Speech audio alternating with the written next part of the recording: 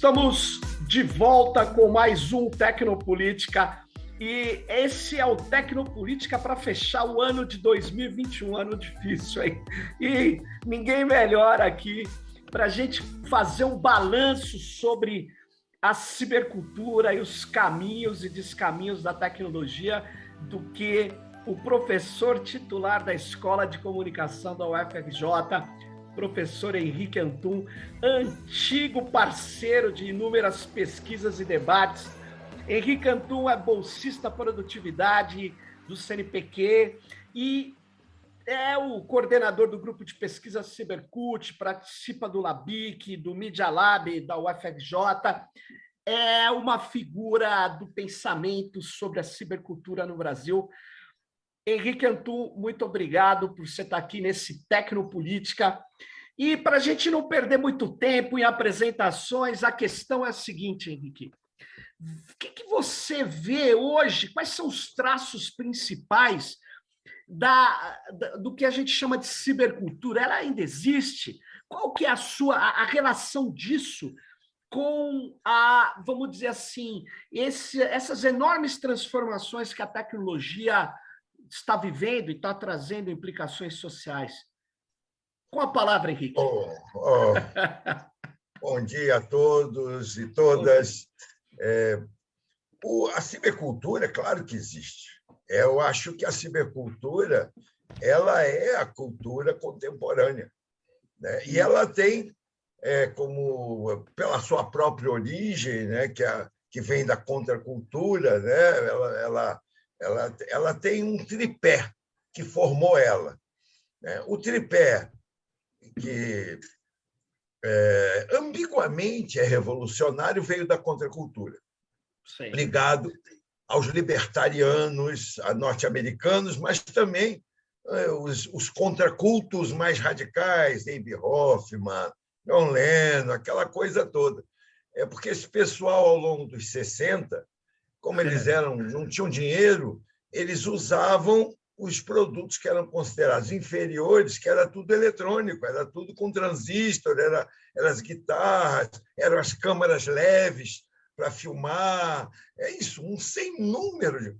E, no contato com esses produtos, eles descobriram que esses produtos tinham algo que os velhos e honestos e tradicionais produtos não tinham, que eles começavam a possibilitar uma série de efeitos, de manipulações, torções, feedback retroativo. Isso criou a base da cibercultura dentro da contracultura, que era a ideia de pensar o computador como uma máquina de criação, como uma máquina de invenção, uma máquina para fazer música, para pintar, para fazer concerto. Superar a ideia do cálculo, né? Só cálculo. Exatamente. Não, muito mais que o cálculo. E isso surpreendeu todo mundo, né? Aquele clube, né? O clube do computadorista amador, né? O Homebrew Computer Club, ele falava de um computador pessoal que ninguém entendia, porque o computador para as corporações, para a IBM, era uma máquina de armazenar, de fazer grandes cálculos. Eles nunca viram um computador como isso que a gente está aqui, um Zoom, um podcast. Aliás, Henrique, deixa eu só pegar uma carona aí, só para não ter. Eu me lembro, tinha uma frase do presidente da IBM, né? Para os caras da Apple, que montaram a Apple, o Wozniak e o outro lá, o mais famoso deles, aí eles falavam assim: pô, só tem espaço para 6 computadores no mundo. Uma coisa assim, uma coisa ridícula. A IBM, inclusive, com a boca torta do cachimbo dela, né, que usar os computadores para ajudar Hitler a contabilizar judeu que devia ser morto, né? Ela não conseguia vislumbrar nada que não. Eu lembro, no final dos 60, todas as grandes empresas, Shell, as empresas petrolíferas, chegava novembro, eu tinha amigos que trabalhavam lá, né? O pessoal fazia aquelas projeções, os próximos 50 anos como serão, essas simulações, entendeu? Que eles achavam chatíssimo. E o processo era bem esse processo. Todas as sucursais faziam isso, aí a central juntava tudo, fazia dela em cima dessas, e, a partir daí, criava um planejamento que ia durar um ano. entende? Com computadores gigantescos que hoje são inferiores às maquininhas que a gente tem na mão. Sem dúvida. Né? Computadores que ocupavam um prédio inteiro, com aquelas válvulas, entende? Hoje, com aquelas fitas eletromagnéticas. Então, essa turma da velha tecnologia não conseguia entender por que a garotada estava tão entusiasmada. Mas você pega os relatos do Clube Computadorista Amador, né? Quando eles, nos meados de 70, anunciaram que iam fazer um PC, um computador pessoal, e começaram a receber cheques de $1.000 e poucos das pessoas encomendando. E eles devolviam, dizendo, mas a gente não tem nada ainda. E as pessoas, não, fica com o cheque, pelo amor de Deus, eu quero. Quer dizer, era um grupinho que tinha um entusiasmo louco, porque via nessa máquina uma outra máquina, totalmente diferente daquela que as corporações e o Estado conseguiam ver. Era uma máquina de criação. Né? E, ao mesmo tempo, você vai ter duas outras forças que entram nesse processo da cibercultura, que é o Exército, com sua máquina de guerra, né? A internet como uma máquina para conduzir uma guerra nuclear, sem que o... Era uma visão, ao mesmo tempo, fantástica e apocalíptica. Tinha que ser uma máquina que o inimigo não pudesse capturar de nenhuma maneira. É verdade. Então, eles inventaram a multitarefa, inventaram o compartilhamento de tempo, inventaram a comutação de pacotes, né? E inventaram ainda dois princípios que pouca gente percebe, porque não existe um dispositivo para eles, mas que são princípios de funcionamento da velha internet, né? Em algum momento teríamos que reavaliar se isso ainda está aí, que era uma rede centrada no usuário e uma rede sem grandes tecnologias de base. Então, a rede tinha que ser limpa na base, a tecnologia básica mesmo, e ela tinha que ser centrada no usuário, ou seja, qualquer usuário podia inventar qualquer coisa nessa rede. Ô, Henrique, essa rede, ela convivia já com aquele, por exemplo, o Minitel, eu acho que é os anos 80, mas é um mega computador num prédião e um monte de terminal. Essa lógica que você está falando que eu vem usei. Dos americanos. Em 92, eu usei o Minitel na França. E como a internet ainda não estava disseminada aqui, ela só começou a aparecer para o público brasileiro em 92, por causa da Eco, né? da Eco 92. Eco 92. Né? Eu nem conhecia direito os debates sobre isso. Eu me lembro que aí, em 92, inclusive, o Sérgio, seu xará, né? O Mota? Me apresenta. Sérgio Mota? Não, é o... Meu Deus, será que estou confundindo o nome? Meu Deus, é Rogério, não é certo? O Rogério da Costa. Rogério da Costa, grande Rogério. Que estava em Paris fazendo o doutorado dele lá. Eu fui com uma bolsa sanduíche e ele me apresentou Pierre Levy. Né? E eu segui o curso do Negri, que o Negri dava com Lazarato e mais uma multidão de gente, que era um curso semi-secreto. É engraçado isso. Porque o curso era divulgado com o Lazarato e uma moça, que eu esqueci agora o nome, mas que é uma moça importantíssima. Eu que estou velho, os nomes fogem quando eu preciso. Pô. Antonella, não é? Antonella. Não era Antonella, não. Tinha um nome italiano, mas não era Antonella. Era uma que fala de urbanismo, arquitetura, movimentação na cidade. Ela era, na época, muito ligada ao Lazarato. Mas tinha um monte de gente lá nesse curso. Né? E o nome do Negri não aparecia. Mas quando você chegava no colégio de filosofia, era o curso do Negri. Era uma coisa. Aí eu gostava do pensamento do autonomia operária, que tinha uma ligação com todo o processo que tinha havido no final dos 70 e nos 80, e o título do curso era o Trabalho no Século XXI. Depois virou aquele trabalho dele com Lazarato sobre trabalho imaterial. Aí eu fiz o curso. Quem estava lá naquela época, ainda francês, era o Bebo, Giuseppe Coco, né? Que Ele estava morava ligado lá, ao grupo. ele estava na França. É. E o Neg tinha um grupo, esse fechado e secreto, dos diletos, né? do pessoal mais comunista mesmo, né? Que eu nunca soube, eu só soube depois que existia. Né? Eu só conhecia aquele curso do Colégio Internacional de Filosofia. E eu me lembro que eu e Rogério, eu falei, Rogério, tem que entrevistar o Neg. Ele estava fazendo aquele livro dele, Limiares do Contemporâneo, Sim. já tinha entrevistado algumas figuras. Eu falei, cara, tem que entrevistar o Neg. O Neg é uma figura incrível, pô. Ele foi, né, o principal vilão dos anos 70, a desculpa a partir da qual o CIA e a repressão americana deslancharam sem número de coisas por conta do Aldo Moro, a morte do Aldo Moro, né? Podiam aproveitar e fazer democrata o mesmo cristão Moro, italiano. Né? Podiam aproveitar e fazer o mesmo com o Sérgio Moro, né? Imagina. É o Cuidado, mesmo nome, Moro. Vou ter que cortar. Eu não vou editar esse vídeo, não, cara. Vai assim mesmo. Eu estou brincando, obviamente. Sei, é uma brincadeira, é uma blague, não é uma coisa séria, né? Mas tem que tomar cuidado. Tem o Só mesmo nome, então eu brinquei. Só uma parte.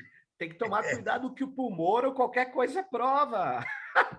É verdade. Não, até a falta de prova é prova. A né? falta é o importante, é a intenção. Não né? temos prova e isso condena o nosso acusado. É isso aí. É genial esse argumento, né? É muito bom. É o lobo e o cordeiro. Se não foi você, foi seu pai, foi seu avô, foi seu bisavô. É uma coisa que o direito ocidental, até o Foucault fala, né, daquele vigiar e punir, pós essa parte, você não penaliza mais uma linhagem, uma família, você tem que individualizar a prova.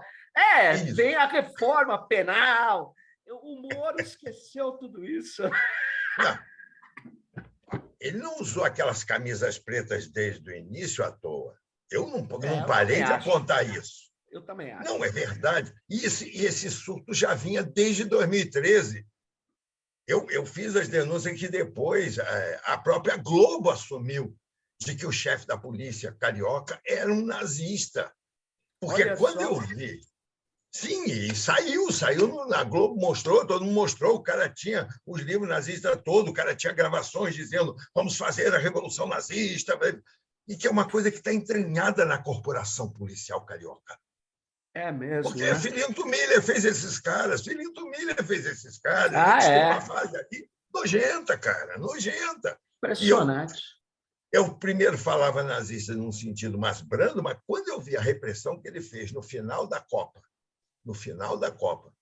que foi uma das repressões mais calhordas que já se fez, porque ele fez uma violência desnecessária, absurda e de puro ódio. Ele cercou todas as saídas e ficou horas batendo e matando manifestantes. Eu falei, é uma raid nazista.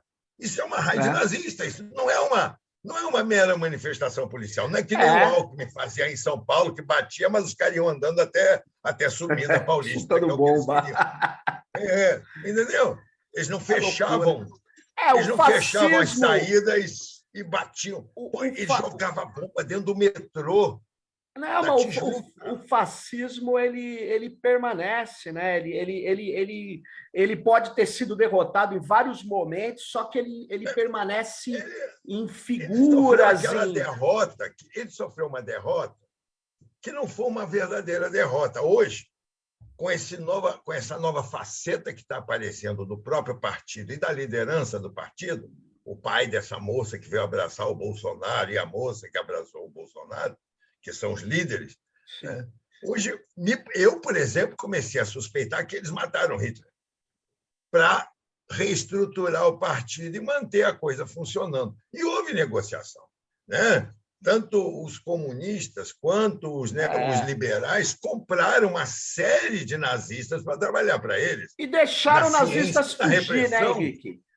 Tem até uma série interessante no Netflix, espanhola, eu não vou me lembrar, que mostra... É muito verossímil, é ficção, né? Mas como os nazistas fugiam, porque o Franco subiu ao poder com o apoio do Hitler. Depois o Franco ficou na dele, ninguém tirou o Franco do poder, E ele Isso. escondeu um monte de nazista e mandou para a América É. do Sul, né? Franco, Mas Argentina, né? O Perón, Argentina, Brasil, ali naquela região do Sul. e Né? também em São Uma... Paulo, né? Você vê, o Isso, Mengele isso, morreu aqui isso. morreu É que sem São ser Paulo é julgado, gigantesco, né? então é fácil de você se Fácil. esconder. O Rio de Janeiro é mais minúsculo, com essa coisa de ser É, só Zona Sul, pegar, né? é. O resto do Rio de Janeiro Agora, Antum, deixa eu só te perguntar, você abriu essas. Você estava falando do Negre, mas eu vou voltar aqui e vou falar é. o seguinte. O Depois. Negre ele foi acusado de ser o cabeça das Brigadas Sim, Vermelhas. foi preso, né? Foi preso. E foi preso, e foi torturado. E ele conta a história, né? Que na cadeia ele estava jurado de morte pelos fascistas e pela Brigada Vermelha, que odiava a atuação do Autonomia Operária. É Ele falou, difícil. eu Situação estava difícil. ferrado porque eu tinha 2 juras de morte. É difícil. Mas o pensamento que o Negri trouxe, né, foi bom você tocar no. Eu vou dar um salto aqui pelo seguinte: ele trabalhou um momento, é a minha impressão, né? Quando eu leio o livro A Multidão, por exemplo, lá mais nos anos É um 2000 e grande pouco. livro, é um grande livro.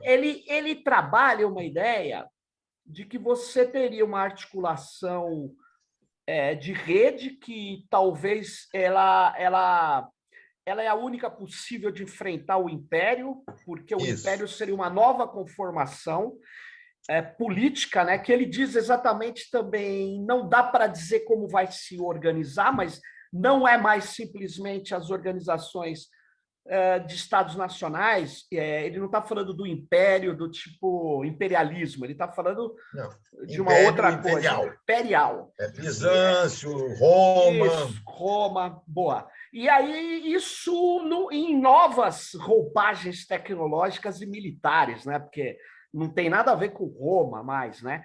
Mas aí o enfrentamento disso, eu tenho uma grande dificuldade de entender, porque a multidão ela se coloca, me parece, como um agente do enfrentamento. Mas a multidão é plácida, ela é fluida, E você ainda vê esse processo de multidão, ou você acha que essa análise falhou? O que você acha disso? Não, eu não acho que falhou. Tanto não falhou que forçou. Não só conseguiu que o neoliberalismo agora tivesse que pensar também numa ameaça nazista, porque, veja, a ameaça nazista não é novidade, e ela surge quando o capital se revela incapaz de continuar o processo dele. E, então, certos grupos pensam, por que não virar patrícios? É a ideia da Roma antiga, só que num país de milhões e agora de bilhões de pessoas. Então, é uma ideia estúpida. Eles querem ficar... É um processo em que, então, haverá um grupo de super ricos que vão ser uma nobreza, patrícios, helenos, né, para pegar o... Isso que você está falando tem a ver com o neo-reacionarismo, que envolve vários desses líderes. Exato. E o Bannon, ele não se assume inteiramente, mas ele articula esse negócio, articulou para a vitória do Trump, a direita alternativa, que o coração dela é um monte de grupelho antigo, como a Ku Klux Klan, mas também os eu não sei como os neonazistas estão nisso. Não, e os neo-rex, NRX. Neo-rex, claro, exato. Que era o mesmo. Você pega antes da Primeira Guerra Mundial, você tinha todos aqueles magnatas se exibindo loucamente, né? Os Rothschild, os Vanderbilt, se exibindo. Enquanto que... E todo mundo dizendo, não existe mais guerra. E, de repente, a guerra apareceu. Nesse momento, eu estou retomando o pensamento de Jorge Bataille, que diz que que a diferença dessa pujança econômica e dessa miséria promovida por ela gera guerra, que a guerra nasce do que ele chama de parte maldita na economia. Porque ele diz que a alma da economia não é tanto a produtividade, mas é essa acumulação que gera uma pressão de destruição. Porque que na tribo isso eram rituais. Você tinha os rituais de Potlatch, né, que todas Os ramos da tribo se reuniam, todos traziam as riquezas que estavam sobrando e faziam um grande ritual de dilapidação. E quem dilapidasse mais era a tribo mais poderosa, era considerado o ramo mais poderoso do grupo. Né? O Bataille pega isso. E ele usa isso para entender a Primeira Guerra Mundial, né? Porque era isso, era um mundo dançando polca, né? Era um mundo que se apresentava como puxante, só tem guerra nas colônias, a Europa está livre disso, e, de repente, a guerra veio. Não, e você vê vários historiadores tradicionais, né, tentando explicar a guerra e dizendo, mas por que veio a guerra? Ninguém consegue explicar. Os comunistas Não, mas os comunas, o Lenin era mais espertinho nisso, né? Sim, é o que eu disse, os comunistas têm uma explicação. O Bataille, ele não é o comunista tradicional, ele está mais para um comunista negriano do que para um comunista leninista. Boa essa. Mas ele vai influenciar não só a esquerda francesa do pós-Segunda Guerra, Foucault, Deleuze, todos eles têm uma marca forte do Bataille, como ele vai estar presente no pensamento dos italianos pós-gramscianos, né? que é o Bologna e o outro que escreveu o Operário e Deixa eu só te perguntar, que você falou desse período e da influência sobre Foucault, sobre Deleuze e vários outros. E sobre o Simondon? Por que o Simondon, que é a sua visão? Por que ele faz uma análise muito profunda da tecnologia apartada da cultura? Ele fala, como que vocês falam de cultura e não conseguem entender toda essa maquinária, todo esse processo de concretização das tecnologias? E aí ele nomeia de alienação técnica. Bom, enfim, eu estou resumindo muito, você sabe. Sim, não, mas está certo. Por que ele não, Antônio, por que ele não... claro, eu não li todo ainda, eu estou lendo as aulas dele agora, eu já li as obras dele. Mas por que ele não politizou isso? Ele estava querendo... Veja, ele não era um político tradicional ligado a partido e a movimentação. Não.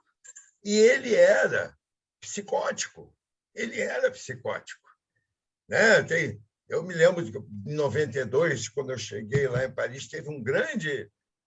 no La Villette, teve um grande negócio do Simondon, que eu acabei participando, né? E lá circulava a boca pequena é isso, as crises psicóticas dele, quantas vezes ele foi internado pela família, né? Inclusive uma história divertidíssima de que ele começou a anunciar que tinha descoberto a essência da técnica, aí o banco chamou a mulher e os filhos dele e falou, olha, ele torrou, era uma dinheirama comprando Mercedes-Benz, porque ele estava em crise e cismou que a essência da técnica era o Mercedes-Benz. Se você divulga isso, você esvazia o pensamento do cara, o que não é certo, porque você pode ser psicótico e ter pensamentos. Né? E ele deixou uma marca muito funda em Deleuze, que, inclusive, se prontificou a ser uma espécie de divulgador. Não existe Anti-Édipo sem Simondon. Não existe Mil Platões sem Simondon. Né? Mas também no Foucault. A marca que ele deixou no Foucault é menor, porque o Foucault tinha uma marca filosófica que ele exibia mais, mas qual é o cerne do pensamento dele, que é o que está nas notas complementares? É uma tradução pela tecnologia, né, pela assunção da tecnologia, da questão cultural. Porque a questão cultural, pela tradição, a questão cultural, Heidegger trabalha isso muito bem na questão da técnica, a questão cultural, assim, existe uma razão liberal, boa instrumental, gente. Sei lá. Não, que não é instrumental, essa é a razão simbólica, onde tem o grande outro, onde tem o simbólico, que é a linguagem. Mas existe uma razão psicopata, manipuladora, que é a técnica. Não é? Heidegger apresenta. Tem um texto do Heidegger, né, sobre a técnica, ele fala assim, o nazismo é a rede de gás. falei, agora eu fiquei mais calmo. Não, mas ele tem umas coisas, Henrique, que é uma coisa interessante. O texto dele, assim, que ele trata a técnica especificamente sobre a técnica, né? Eu não sei como foi sobre a técnica, eu acho. Sim. Ele tem uma passagem que me chamou muita atenção, e eu fiquei lá pensando muito que ele diz que quando você constrói uma hidrelétrica no Rio, você mata a alma do rio. Você mata a alma do rio, e o rio passa a servir a hidrelétrica, e não a hidrelétrica passa a ter que negociar com o rio. Isso. Não, mas aí ele aprisiona toda a visão da tecnologia dele. Exato. Não, nessa ideia que a tecnologia ela nos destruiu, ela nos aprisionou. E ele está na base de um monte de pensamentos ecológicos, né? E mais, o Heidegger, ele tem a última entrevista dele, que ele diz que a humanidade tem que dormir 300 anos, que só um Deus pode nos salvar. Eu falei, é o pensamento da Bela Adormecida. E é o pensamento autoritário. 300 anos. Antô, é um pensamento autoritário. Ele que separa o tempo do ser. O ser deve evoluir no tempo e não esse ser atemporal. Mas na hora da tecnologia, ele não vê que tem múltiplas tecnologias. Mas é uma marcação que vem desde Kant, Sérgio. O Kant, ele, quando trabalha a crítica da razão pura, ele deixa aberta essa dupla dimensão. Uma razão emancipadora que seria simbólica, porque o Nietzsche falou, Kant é um teólogo. Então, o simbólico para ele é um teólogo sem Deus, no caso, Kant. O Deus é o simbólico. O simbólico racional, caiu do céu de Deus para nos fazer criaturas melhores do que os animais. Entendeu? Então, de um lado, tem a linguagem, que é uma coisa que liga a nossa alma ao divino, né? A consciência amorada do Senhor, que é o típico pensamento religioso. E, de outro lado, tem a técnica que é meio psicopata, porque ela quer dominar, ela quer se apropriar. Claro. O Simondon não trabalha assim, né? Nas notas, no final do livro dele, que agora finalmente foi publicado como um livro só, né? Que tinha sido publicado, e que tinha partes que nunca tinham sido publicadas, nas notas complementares, ele vai dizer: nós temos uma dupla formação, uma formação biológica e uma formação tecnológica, que é o que dá base na tecnopolítica. E ele não dissocia a linguagem da tecnologia. Para ele é uma coisa só. Não existe uma linguagem e uma tecnologia. Tecnologia psicopata, manipuladora, linguagem boa gente, agregadora. Não, mas é aquela divisão que ele tenta superar, sem dúvida. Mas ele para, né? Porque ele para, que eu digo, e aí eu salto. Dá consequências políticas ao pensamento. Na verdade, de poder, né? Tecnologia, Henrique, eu não sei o que você acha. Hoje, ou em qualquer momento, mas hoje mais do que nunca, por causa das diferenças assimétricas enormes. O poder tecnológico da Amazon, da Microsoft, da Google, Facebook e tal, é o que justifica esse enorme poder econômico. Não é porque a gente fala, como o Zuckerberg é bonitinho, vou dar grana para ele. Não, eles têm um poder tecnológico. E o poder militar americano não vem da superioridade étnica daqueles caras, vem de um arranjo que eles fizeram em torno da tecnologia. Tanto é que, enfim, eles não são nem melhores nem piores que soldados ingleses, franceses, latino-americanos. Eles podem ter uma preparação X ou Y. Agora, a diferença está no arranjo tecnológico. Então, aí é que está. Isso não é incorporado, é curioso, né? Você pega as teorias econômicas, eles ainda não conseguem incorporar a tecnologia para pensar. Eles não conseguem. A maioria das teorias, tirando um Piketty aqui, um outro pensador acolá, como Neg, Lazarato, a maioria dos pensadores econômicos ainda continua no século XVIII. Eu não sei quando é que eles vão chegar ao século XIX. Você tem eles ainda no século XVIII. naquelas platitudes de Adam Smith, e alguns aceitam já David Ricardo, mas é sempre aquela coisa do mercado, né? Mas, por outro lado, eles sabem, mais do que ninguém, onde o mercado se reúne, janta, almoça, porque o mercado é a figuração dos... quando você fala proprietários dos meios de produção. Meios de produção são tecnologias, cacete. São as máquinas que produzem. E a oferta, em termos do mercado, é isso. Nunca foi outra coisa que não o dono do maquinário. Entende? Agora, se você, por exemplo, pensa a economia e o mercado dos anos 60, sobretudo aquele período que vai de 66 a 69, e onde, então, o Nixon sobe para, de algum jeito, acabar. Você tem a coisa da estagflação. Sim. E você tem um universo de investimento formal de capital totalmente esvaziado. Mas, se você olha o que está acontecendo, muitas coisas econômicas acontecendo e todas de grande porte. Né? Revistas marginais vendendo mais de 1 milhão de exemplares, peças de teatro off-Broadway regimentando públicos gigantescos, os shows de rock, e vai por aí afora. O cinema de autor, fora do eixo hollywoodiano, fazendo uma coisa fantástica e produzindo. Agora, qual é o problema, Serginho? Você sabe qual é o problema. O capitalismo significa que o que você produz é capital. E, dali em diante, é que você brinca com dinheiro, mercadoria, dinheiro. Mas o que o capitalismo produz é capital. É por isso que ele é capitalista. Ele não está produzindo rádio, ele não está produzindo ele quer capital. Capital. Ele quer produzir capital. E essa é a grande crise da estagflação. Estava havendo comércio, estava havendo produção de coisa, mas não se produzia mais capital. Aí vem o Samuel Huntington dizer que, se o mundo ficasse muito alegre, contente e feliz, isso era muito ruim. Fantástico, né? Aquele Thomas Harding dizendo que, se nós compartilhássemos tudo, não sobraria nada, né? O Thomas Harding com a claro, tragédia. O comum, né? Ou seja, são as carpideiras do capital.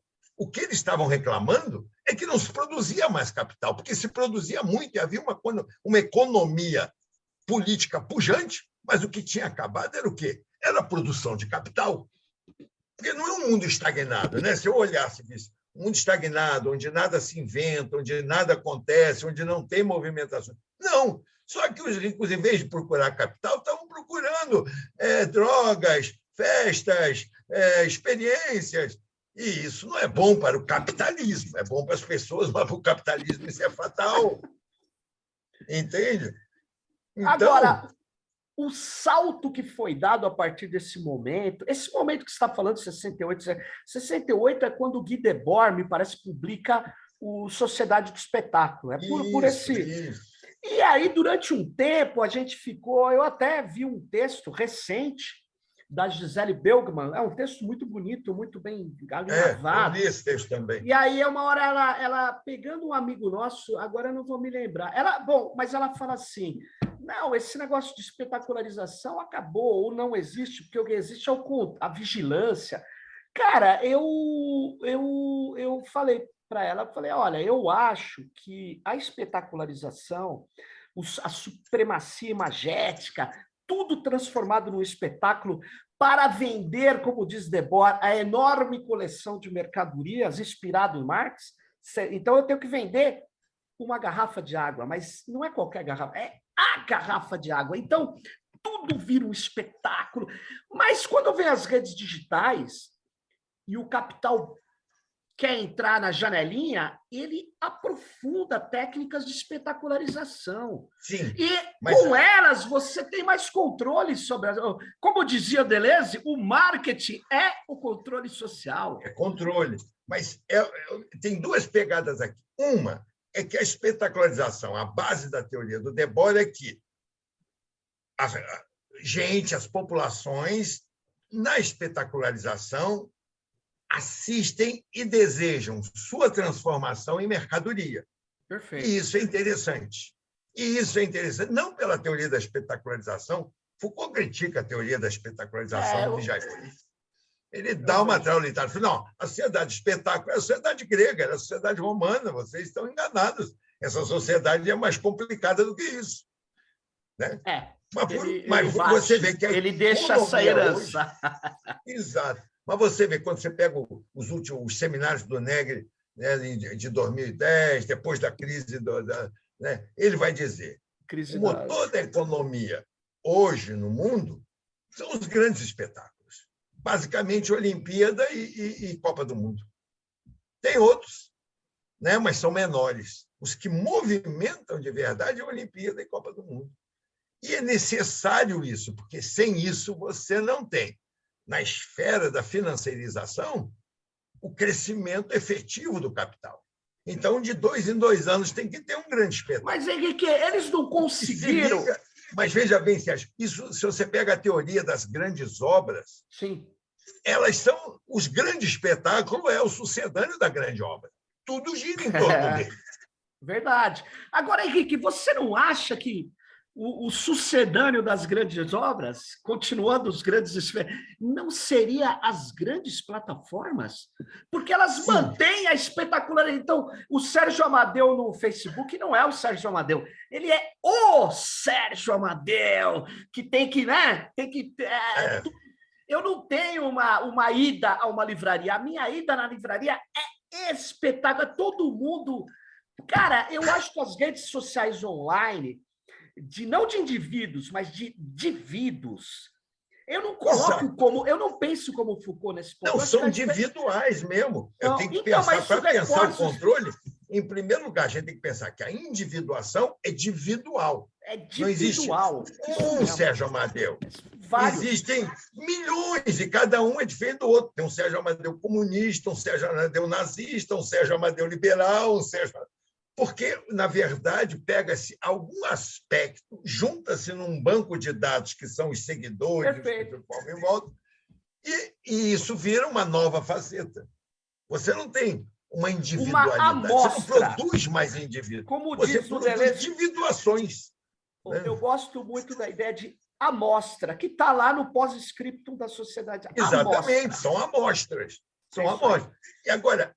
E se você pega um pensamento como Lazzaratto e Negri, que diz que as populações foram expulsas da produção das coisas, né? Foram afastadas das fábricas, que foi entregue à máquina inteligente. Mas elas agora têm um novo papel. Qual é o novo papel? Produzir gente. As máquinas não conseguem produzir gente. Né? As máquinas... Não, veja, mesmo quando os agentes... as inteligências artificiais e os algoritmos atuam manipulando gente. Eles precisam de gente já meio pronta. É claro. É que nem a célula viva. Você não pega a matéria inorgânica e transforma numa célula viva. Você pega uma célula viva e joga um vírus ali dentro. É isso aí. Você não tem ainda a tecnologia de produzir cultura, cacete. Não. A máquina não produz sozinha cultura.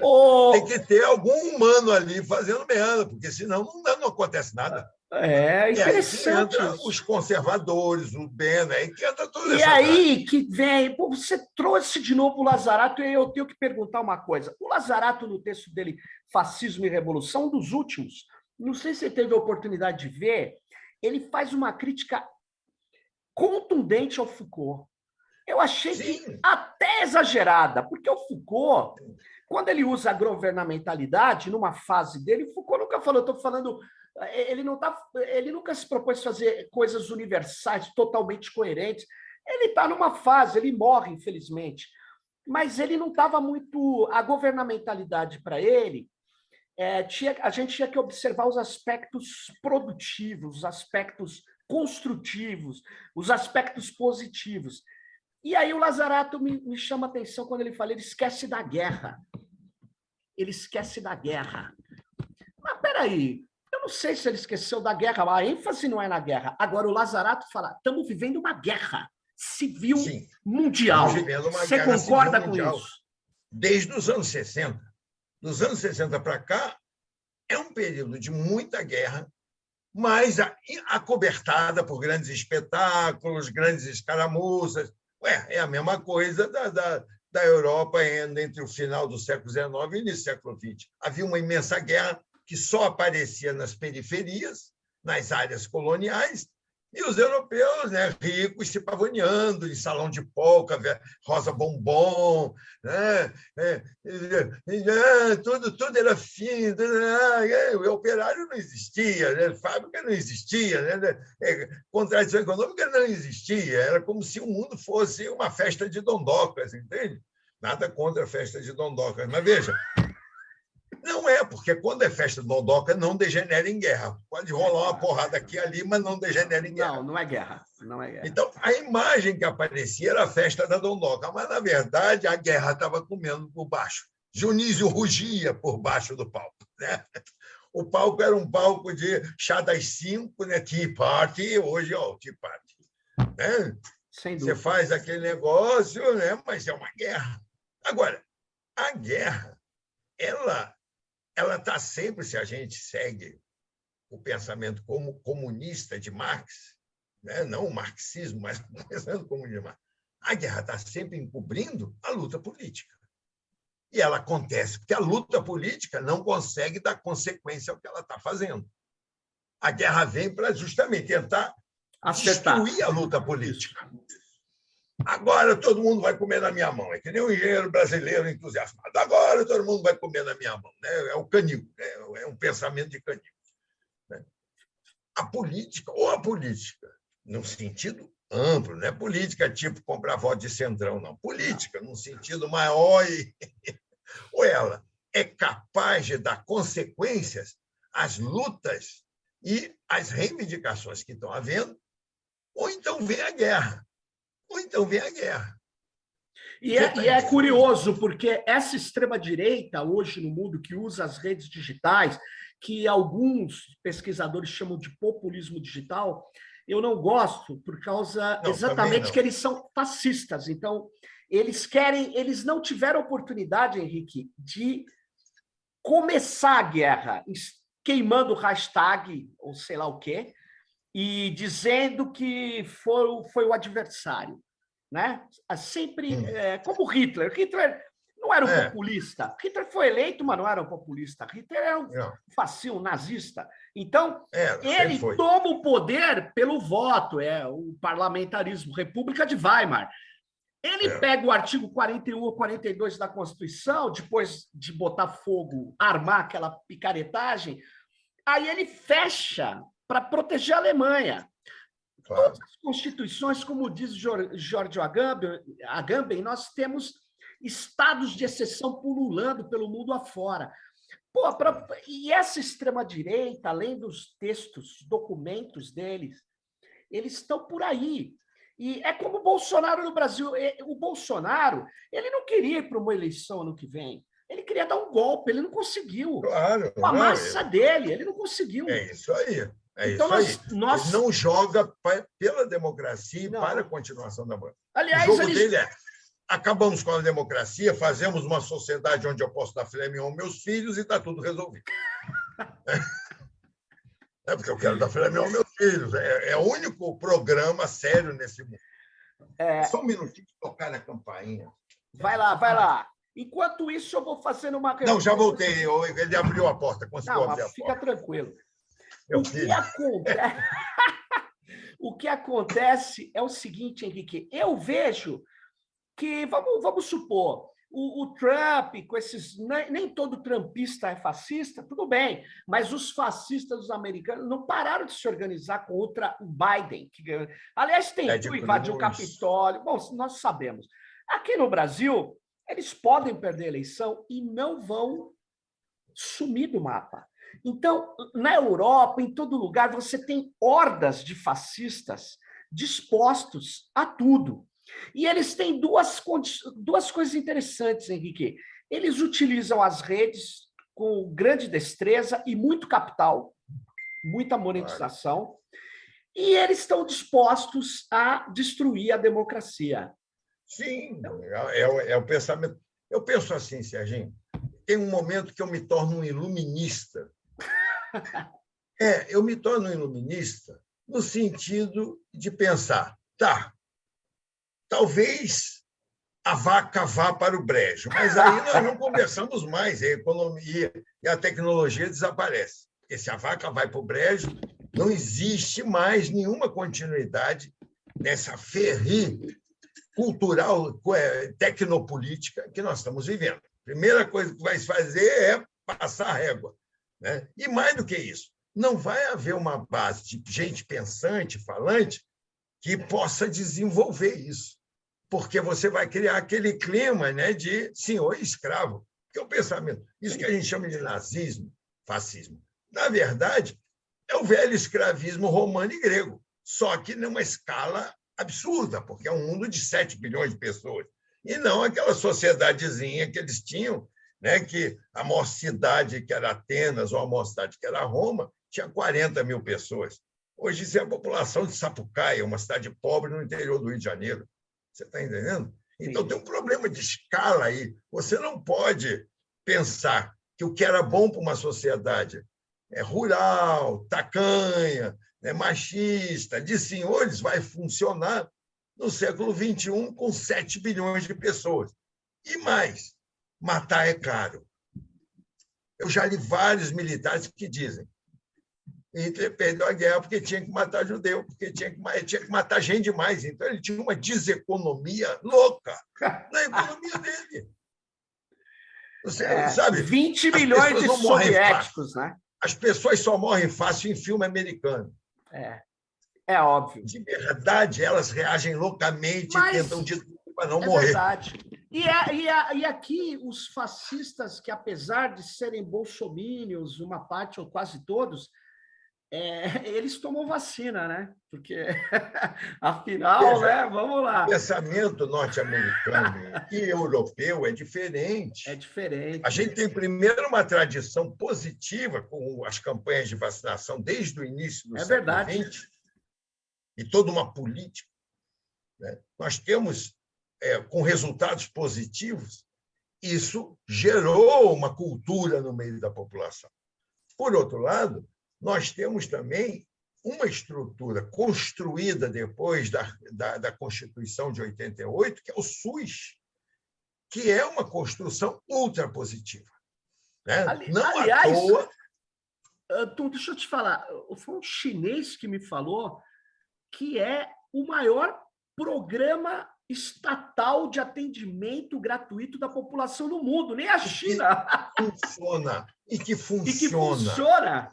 Funciona. Isso é fundamental, porque não adianta montar um grande programa que não funciona. Claro que não funciona. É isso aí. Ele funciona e muito, porque ele tem um engajamento dos médicos, dos enfermeiros. Tudo bem, tem os que se locupletam, claro, né? Não é impossível. E tem também aqueles malditos desvios de verba para isso e para aquilo que sucateiam hospitais de saúde pública. Tem. Nós sabemos.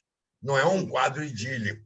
Mas uma revista alemã neoliberal, ultraconservadora, como Der Spiegel, botar o SUS na capa e dizer que a diferença entre as crises sucessivas de saúde alemã com a Covid e o Brasil, que com um presidente desgraçado, com um Congresso pior ainda, com uma malta de ladrão fazendo merda por todo lado, tinha conseguido dar uma volta muito mais consistente. Ele diz, é o SUS. E a foto que eles ilustram é linda. É um barquinho do SUS vacinando uma velha no meio do Rio Amazonas. É isso, é isso. É isso. Então, muita resistência. O SUS, eu me lembro da turma que montou o SUS, né? Tem um médico que era do Rio aí. Pedro Godinho, todas as lutas dos 80. Porra, o Davi maravilhoso. Eu participei lateralmente daquilo tudo. Muita gente. Eu não estava no CERN porque eu não sou médico, não adianta. É que nem a luta da lei na internet. Eu participei, mas lateralmente. Na hora H foi o Ronaldo Lemos, foi o pessoal que monta, porque, porra, eu não sei escrever um programa legal, decente. Programa de lei. Eu não sou advogado, eu não sou do ramo, cacete, né? Isso. Não sendo do ramo, eu só participo lateralmente. Ô, Henrique, mas agora dando aquela volta de não sei quanto, quase capotando o veículo aqui, que a gente está chegando a 50 minutos, eu não posso ficar conversando.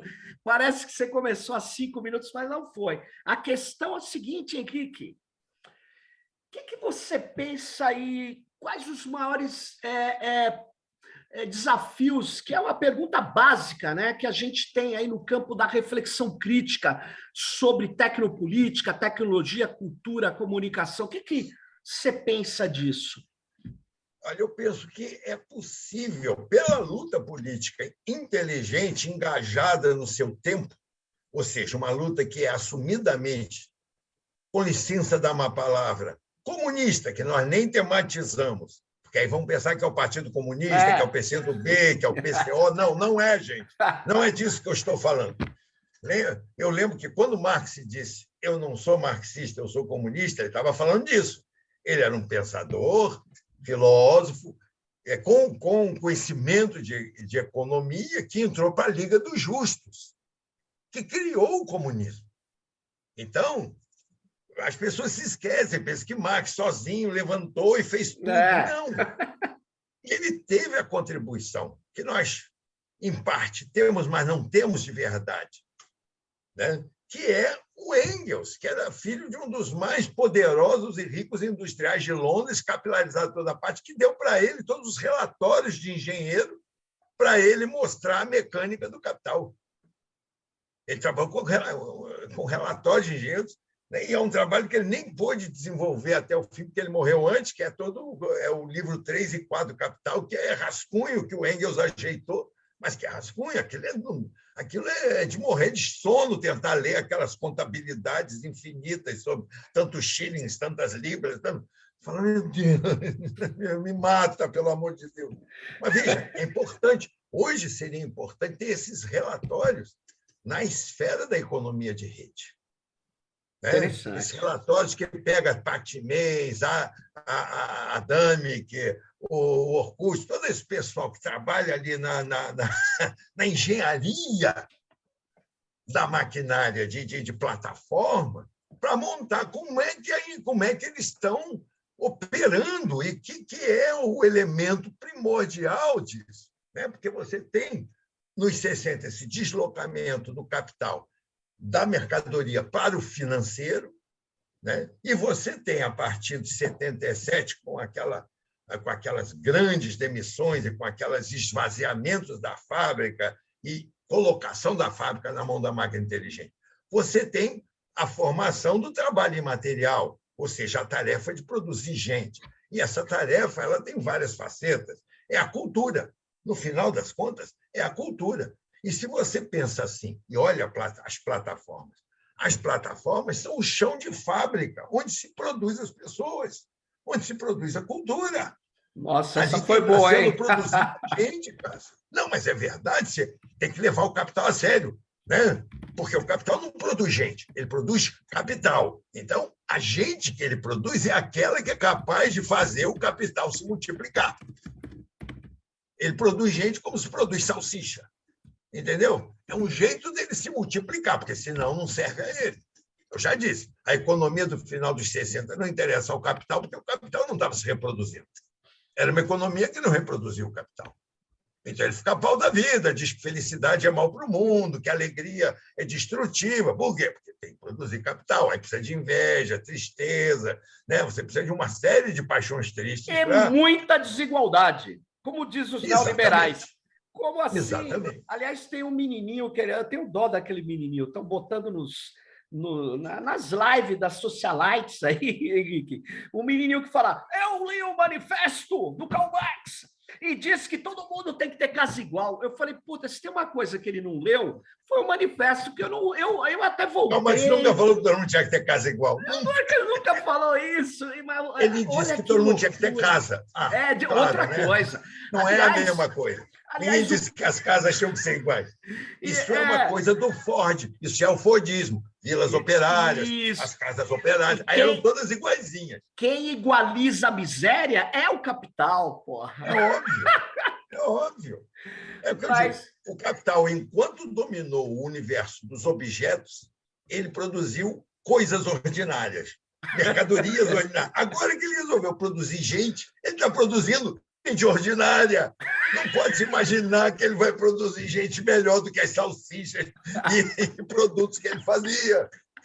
Ele só quer saber de gente ordinária que possa multiplicar o capital. Aí é o mundo do Malafaia, é o mundo da Universal, é o mundo né, da bala, boi e Bíblia. agora, vamos lá, para fechar, que a gente está 53 minutos aqui, que algo de positivo. Eu sei que isso é papo furado, né?